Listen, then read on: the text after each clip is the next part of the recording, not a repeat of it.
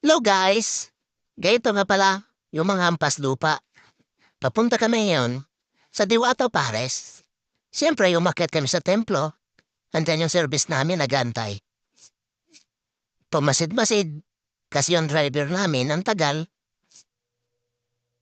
Ayan na, sa tagal-tagal ng panahon dumating rin. Mamalasin sa akin tumamaya. Siyempre, kami isang hampas lupa. Ihihir namin yung sasakyan namin sa kanila. Kabutihang loob mo yung tawag doon. Ayan po yan nga pala yung may-ari ng parisan, si Diwata. At ayan, pumila na kami. Kahit kami ay VIP dyan, ipipila pa rin kami. Pwede din kayo magbayad ng GCash. Mas maganda cash. At meron din silang mga longganisa, barbecue.